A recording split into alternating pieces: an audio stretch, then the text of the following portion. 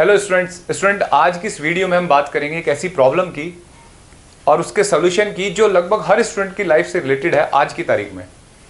जैसे इस corona period में ऑनलाइन क्लासेस शुरू हो चुकी हैं, आपकी स्कूल की ऑनलाइन क्लासेस, आपके कोचिंग की ऑनलाइन क्लासेस, प्लस आप सेल्फ स्टडी, इन तीनों के बीच में बैलेंस बनाना आज हर स्टूडेंट की मुसीबत बन चुकी है। और यही सब प्रॉब्लम आपकी टीचर भी ऑब्जर्व कर रहे हैं, पेरेंट भी ऑब्जर्व कर रहे हैं और मैनेजमेंट जो स्कूल या कोचिंग का है वो भी ऑब्जर्व कर रहा है। तो इसके क्या सोल्यूशन निकाले जाए, तो मेरी तरफ से भाई मैं आज इस प्रॉब्लम का कुछ सोल्यूशन बताऊंगा और कुछ ऐसे 4 पॉइंट बताऊंगा। अगर आप इसे फॉलो कर ले तो जो आपका बैकलॉग रुका पड़ा है, आपके चैप्टर्स पूरे नहीं हुए, आपके नोट्स नहीं बने, अभी आपकी हाफ ईयरली की तैयारी नहीं हुई, ये सारी प्रॉब्लम, ये आपसे क्वेश्चन सॉल्व नहीं हो रहे हैं, वो सारी सोल्यूशन मिल जाएंगे आपको इस वीडियो में। ठीक है, तो सबसे पहले तो हम एक टाइम टेबल की बात करेंगे, जो टाइम टेबल आप ऐसा जो प्रैक्टिकल और फॉलो करें और जिससे आउटपुट ज़्यादा आए, ज़्यादा आउटकम मिले आपको।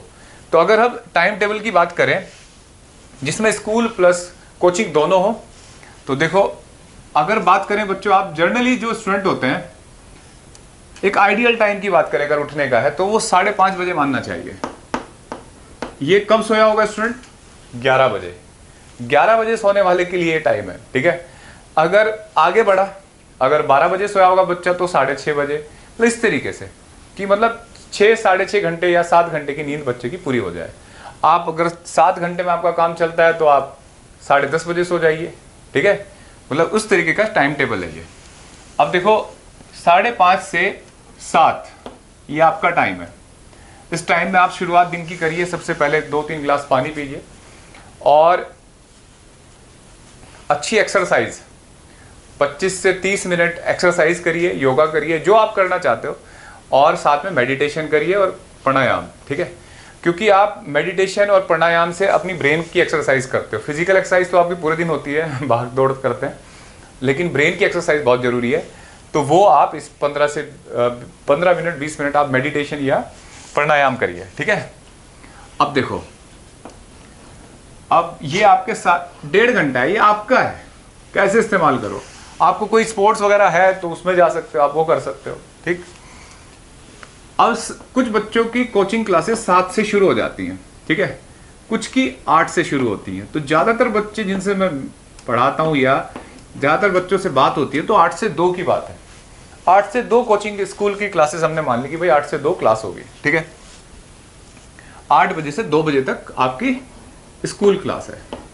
एक बार पहले फ्रेम देख लेते हैं। अच्छा, फिर जनरली जो कोचिंग की क्लास है वो या तो 3 से शुरू होती है, 3 से 7, ठीक है, या 4 से 7। तो मैक्सिमम कोचिंग 4 से 7 है। यानी कि यहां आपके पास अगर अवेलेबल होता है तो 1 आवर होता है, और यहां आपके पास कितना अवेलेबल होता है टाइम? 2 आवर, अगर 4 से 7 इस टाइम के अकॉर्डिंग। तो सबसे पहले तो इसका यूटिलाइजेशन करिए, इसमें कोई एक सब्जेक्ट पढ़िए। ठीक है, और इसमें आप इसका यूटिलाइजेशन करिए, यहाँ पे कोई सब्जेक्ट पढ़िए। अब यहाँ पे ये भी बात हो सकती है कि अगर आपने लंच, कुछ बच्चे इस दौरान लंच नहीं करते, तो उनका 1 hour lunch plus power nap में जाएगा बच्चा। ठीक है, इसमें जाएगा। ठीक, अब देखो ये 1 घंटे आपका इस्तेमाल होना है इस काम में। पावर नैप को हम ऑप्शनल रख लेते हैं, क्यों? अभी बात करेंगे, डिस्कस करेंगे। अब 7 से लेके 8:30 तक बच्चों, ठीक है, 1.5 घंटे का टाइम है। इसमें आप आधा घंटा तो किसी अपनी हॉबी को दीजिए, जो भी आपकी हॉबी है। जैसे कुछ बच्चे बाहर कंट्रीज में जाएंगे तो वहां के लिए कुछ प्रोफाइल मेंटेन होना चाहिए, कुछ एक्स्ट्रा करिकुलर एक्टिविटी, या अपनी कोई, जैसे म्यूजिक है, गिटार चलाते हो आप, बैडमिंटन खेलते हो, कोई भी आपका जो शौक है, या कोई सोशल एक्टिविटी करते हो, तो वो एक्टिविटी आप यहाँ इस आधे घंटे में कर सकते हो। अगर आप आधा घंटा किसी एक्टिविटी को डेली देते हो तो 1-1.5 साल में वो प्रॉपर बढ़िया कमांड हो जाएगी आपके इस पर और एक प्रोफाइल बन जाएगा आपका। ठीक है, साथ में आपका भाई ब्रेन को भी रिलैक्स चाहिए ना, तो उसके लिए ठीक है। बाकी इस 1.5 घंटे में आधा घंटा आप इस एक्टिविटी को दें, प्लस 1 आवर आपका डिनर टाइम है। ठीक है, और टाइम देखो 8 बजे के आसपास ही डिनर करना चाहिए, और डिनर प्लस आप फैमिली के साथ चैट वैट कर सकते हो। ठीक है, जो जरूरी होती है बहुत। 8:30 से आपके पास 11 का टाइम है, ये 2-1.5 घंटा आपके पास, इसे 10:30 ही मान सकते हो। इस आप दौरान आप 2 सब्जेक्ट पढ़िए। ठीक है। ये तो बात हुई एक रेगुलर। अगर कोई बच्चा क्या करता है, जिसका स्कूल लेट होता है शुरू, ऑनलाइन क्लासेस, वो इसको आगे बढ़ा देगा, 12 कर देगा, तो वहाँ आगे 6:30 हो जाएगा, फिर 1 बजा देगा तो 7 हो जाएगा। उस तरीके से इसको बढ़ा सकते हो, आप चेंज कर सकते हो, ठीक है। ये टाइमिंग भी फ्लक्चुएट होंगे। अब वो क्या बातें हैं जिससे आपका, जो मैंने शुरुआत में कहा था कि इससे आपका सोल्यूशन निकलेगा। तो सबसे पहला पॉइंट, ये जो 8 से 2 की स्कूल क्लास है, मैक्सिमम बच्चे, देखो मैं हर बच्चे की बात नहीं करता हूँ, ना हर स्कूल की बात, लेकिन मैक्सिमम बच्चे जो कोचिंग करते हैं वो कंसेप्ट को लेके कोचिंग पे डिपेंड रहते हैं कि भाई इसको कोचिंग में पढ़ेंगे हम तो, और स्कूल की क्लासेस को फॉर्मेलिटी में मान लेते हैं। कुछ करते हैं ऐसा, कुछ नहीं है, कुछ अच्छा है, मतलब हर तरीके के बच्चे हैं, लेकिन मैक्सिमम गिनती उन्हीं में आती है। क्योंकि अगर वो स्कूल से सेटिस्फाई होते तो कोचिंग क्यों जाते, एक क्वेश्चन है। तो इसका मतलब कहीं ना कहीं वो कंसेप्ट कोचिंग से ही सीखना चाहते हैं। तो ये गलत है आपका तरीका। आपको क्या करना चाहिए, स्कूल की क्लासेस आप सोचो, देखो ये 8 से 12, 6 घंटे है बच्चे, ये समझ रहे हो, 6 घंटे अगर आप फॉर्मेलिटी में बिता दोगे तो आप तो बहुत बड़ा टाइम का हिस्सा, अपने दिन का बहुत बड़ा हिस्सा वेस्ट कर रहे हो, ठीक है, 1/4। इसका मतलब आपको हर क्लास को सिंसियरिटी से लेना है, स्कूल की क्लास को, और वहाँ एक टारगेट बना लो आप। जनरली मैक्सिमम कोचिंग के टीचर, स्कूल टीचर्स भाई एनसीईआरटी कराते हैं, ठीक है, हर सब्जेक्ट में, Hindi, English, Sanskrit, physics, chemistry, bio, जो भी सब्जेक्ट है। तो आप अपनी जो एनसीईआरटीज है उसकी रीडिंग कंप्लीट करो। यहाँ आपको टीचर पढ़ाती जा रही है, आप एनसीईआरटी रीडिंग करो। जो आपको टफ लग रहा है, जल्दी में नहीं समझ में आ रहा है, उसे अंडरलाइन मार्क कर दो मार्कर से, ठीक है। ये काम आप यहाँ निपटा लो, बहुत बड़ा काम निपटेगा, क्योंकि एक चैप्टर को एनसीईआरटी से रीड करने में 3 घंटे लगते हैं, ठीक है, और लगभग आपके 15 चैप्टर हैं, तो कितने घंटे हुए देखो, आप 40-50 घंटे यहाँ से सेव कर लोगे। रीडिंग के हैं ये, क्वेश्चन करने के नहीं। तो ये बहुत जरूरी है। तो सबसे इंपॉर्टेंट पॉइंट जो अब तक का मिला आपको, कि आप अपनी इन क्लासेस में एनसीईआरटी की रीडिंग पूरा करेंगे, ठीक है।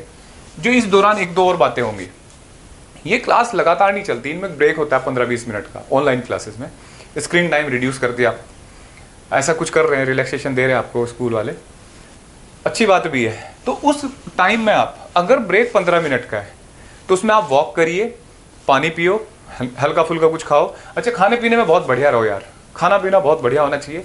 आप एनर्जी लगा रहे हो, ठीक है, ये फिक्र करना मोटे हो जाएंगे, पतले हो जाएंगे, ये सब नहीं है। कॉलेज टाइम में आप जिम विम ज्वाइन करना, अभी खाओ पियो डट के, समझ रहे हो। अब इस दौरान खाने पीने के साथ आपको लग रहा है कि 10 मिनट है, तो 10 मिनट में बच्चे क्या कर रहे हैं, और ग्रुप, टेलीग्राम ग्रुप भाई, जिसमें डाउट आ रहे हैं, डिस्कशन आ रहे हैं, व्हाट्सएप ग्रुप, अब मुझे तो नाम भी याद नहीं आते, चैनल, इतने सारे प्लेटफॉर्म तैयार हो गए जहाँ पे अलग अलग डाटा पड़ा हुआ है, जिससे स्कूल से मिल रहा है डाटा, उसको करो ही मत उस टाइम।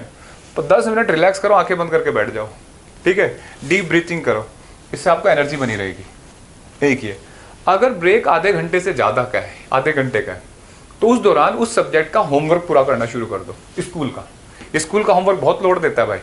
तो अगर ब्रेक आधा घंटे से ज़्यादा का है या आधे घंटे का है, 15 मिनट से ज़्यादा है, तो होमवर्क शुरू कर दो, यहाँ वो होमवर्क पूरा कर लो, ठीक है। तो 2 चीज़ें आपको स्कूल में क्या करनी है, एनसीईआरटी रीड करनी है, और ब्रेक में आपको होमवर्क वगैरह पूरा करना है। साथ में अगर एक ब्रेक मिलेगा 1 घंटे का, उसमें लंच का टाइम बचा लो यहाँ से, ठीक है। तो यहाँ 2 घंटे में से आपने 1 घंटा बचा लिया, तो 2 घंटे आपके पास पूरे बचे। एक काम और भी कर सकते हो, अगर आप जैसे थक गए, 12 बजे तक स्क्रीन के सामने बैठे हो, 4 घंटे क्लास हो रही है, तो आप ये पावर मैप वहाँ ले जाओ, ठीक है, वही रिलैक्स करो आधे घंटे का। देखो आपको आइज़ को रिलैक्स मिलेगा, ब्रेन को, और आपकी स्टडी इफेक्टिव रहेगी, क्योंकि आपको रिलैक्स देना है, ब्रेन को आलसी नहीं बनाना, रिलैक्स देना है, आइज़ को रिलैक्स देना है। तो वो टाइम आपको निकाल लेना चाहिए। और 20 मिनट की पावर नैप आपको फुल, मतलब बाकी हाफ डे में एनर्जेटिक बना के रखती है। अब चलते हैं, ये बात हो गई। अब ये आओ 4 से 7 वाले कोचिंग में। भाई यहाँ भी बड़े मसले हैं। कोचिंग टीचर पढ़ा रहा है, कोचिंग टीचर ने 4 से 7, मतलब 2 क्लास हुई या 1 क्लास हुई, जो भी हुई, उसमें क्या करते हैं बच्चे, बस उसे देखते रहते हैं, समझते रहते हैं, नोट्स नहीं बनाते बहुत सारे बच्चे। ये बहुत बड़ा ब्लंडर है आपका। आपको नोट्स बनाने हैं साथ साथ। अब पूछो सर नोट्स में आराम से बनाऊंगा सर, उसमें रिवाइज कर लूँगा। भाई आपके पास दिन में फिर बचे कितने, 2 घंटे बचे, वो 2-2.5 घंटे, उनमें आप नोट्स बनाते रहना, पढ़ने का टाइम नहीं मिलेगा। तो आपका काम है कि इस टाइम में साथ साथ नोट्स बनाओ। टीचर से टाइम मांगो। जैसे बहुत सारे टीचर क्या होते हैं, पीपीटी पे पढ़ाते हैं, तो उनसे भी आपको नोट्स लेने चाहिए, ठीक है। और अगर वो नॉर्मली पढ़ा रहा है, चौक डस्टर या कुछ भी लिख के, तो वहाँ तो आपके नोट्स बन ही रहे। तो कुछ भी करो, उसी टाइम नोट्स बनाओ आप, ठीक है। जहाँ ज़्यादा कॉम्प्लिकेटेड वहाँ निशान लगा दो कि पढ़ाई के टाइम उसमें जो चीज़ें फिल कर लेंगे, ठीक है। तीसरी, ये दूसरी बात थी कि नोट्स यहाँ बनाने, पहला वो बता दिया आपको। तीसरी सबसे इंपॉर्टेंट बात, तीसरी बात है कि कुछ बच्चे यहाँ भी पढ़ते हैं, यहाँ भी पढ़ते हैं, या दोनों जगह झेलते हैं, या एक जगह झेलते हैं सब्जेक्ट को, एक जगह पढ़ते हैं, ठीक है, और दोनों ही जगह झेल रहे हैं, तो वो तीसरा रास्ता ढूंढते हैं ऑनलाइन क्लासेस का।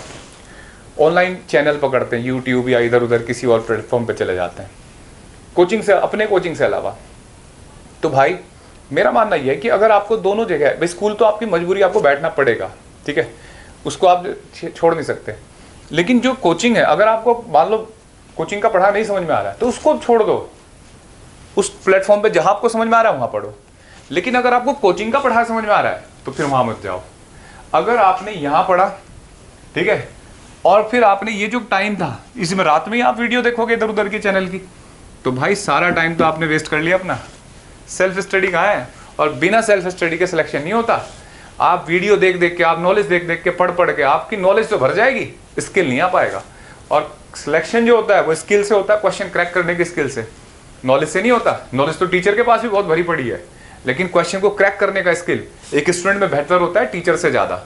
समझ में आई बात? तो वो स्किल, आप वो एनर्जी लानी है तो प्रैक्टिस करनी पड़ेगी क्वेश्चन की। तो ये जो दूसरी बात बताई मैंने आपको, तीसरी सॉरी, कि एक टीचर से पढ़ो और बस फाइनल करो। बार बार इसे उधर उधर ढूंढो, सोचो ट्रिक मिलेगी, कुछ मिलेगी, कुछ नहीं होगा। जिससे आप पढ़ रहे हो अगर आपको सेटिस्फेक्शन है तो उससे पढ़ो, अगर आपको नहीं समझ में आ रहा उसका पढ़ाया हुआ तो उस क्लास को छोड़ के कहीं और दूसरे प्लेटफॉर्म पे जा सकते हो, ठीक है। अब लास्ट पॉइंट पे बात करते हैं, और बात करते हैं कि ये जो आपके स्टडी आवर्स हैं, ठीक है, जहाँ जहाँ आपने पढ़ा इसमें, ठीक है, इन स्टडी आवर्स में कैसे आप इफेक्टिवली पढ़ें। तो देखिए, जो बच्चे जनरली, आप अगर कोचिंग के स्टूडेंट्स हैं तो आपकी तैयारी कंपटीशन की होती है मैक्सिमम केस में। तो कंपटीशन नॉलेज से क्रैक नहीं होता, नॉलेज के साथ साथ आपको स्किल होना चाहिए क्वेश्चन को क्रैक करने का गिवन टाइम में। तो जो हमारी पढ़ने का तरीका होता है, जैसे जनरली मान लो अगर हम एक मेडिकल के बच्चे की बात करें, या इंजीनियरिंग के स्टूडेंट की बात करें, या कॉमर्स में सीए की जो तैयारी कर रहे हैं, कोई भी एग्जाम ले सकते हैं, तो उसमें सबसे पहले आप बेसिक बुक्स सॉल्व करोगे, मॉड्यूल अपने स्टडी मटेरियल वगैरह सॉल्व करोगे, तो शुरुआत में टाइम ज़्यादा लगता है। जब एनसीईआरटी के पहली बार क्वेश्चन करोगे तो टाइम ज़्यादा लगेगा। तो जैसे आपने मान लो 1 घंटे की पढ़ाई है, तो आपने डिसाइड कर लिया कि यार मेरे पास 30 सब्जेक्टिव क्वेश्चन है, तो एक क्वेश्चन को मैं 5 मिनट दूंगा, ठीक है, या 3 मिनट दूंगा। ऐसे डिसाइड कर लिया कि इस घंटे में कितने क्वेश्चन आ सकते हैं, उतने क्वेश्चन डिसाइड करके करना शुरू कर दिया। पहला क्वेश्चन पढ़ा, हो सकता है आपसे हो या ना हो, लेकिन आप उसमें जितना आपने टाइम डिसाइड कर रखा है उसे दे दो। अगर नहीं हो रहा है तो आगे निकल लो, फिर दूसरा क्वेश्चन पढ़ो, हो भी सकता है और नहीं भी हो सकता है, दोनों ही आपसे ना हो, उसे पढ़ो, आगे निकल जाओ। ऐसे लगातार जितने टाइम में आपने टाइम सोचा था उतना ही टाइम दो उनको। इस दौरान हो सकता है 25 क्वेश्चन में से आप 5 बना लो, हो सकता है 20 बना लो, हो सकता है 25, तो मैक्सिमम एक आध डाउट तो हर बच्चे का होता है। तो ऐसा भी हो सकता है कि केवल 2 ही बने, तो कोई बात नहीं है, घबराना नहीं है, आपको इम्प्रूव करना है, चैलेंज लेना है। ये मतलब स्ट्रेस से नहीं पढ़ाई होती बच्चों। क्या करेंगे आप, उनके आंसर देखेंगे, तब भी समझ में नहीं आ रहा, उनके सोल्यूशन देखेंगे। मैक्सिमम क्वेश्चन आपके सोल्यूशन को देख के समझ में आ जाएंगे। मान लो 25 में से 5 क्वेश्चन ऐसे हैं जो सोल्यूशन से भी समझ में नहीं आ रहे, वो आप अपने टीचर्स के लिए रखो या अपने दोस्त से डिस्कस करो।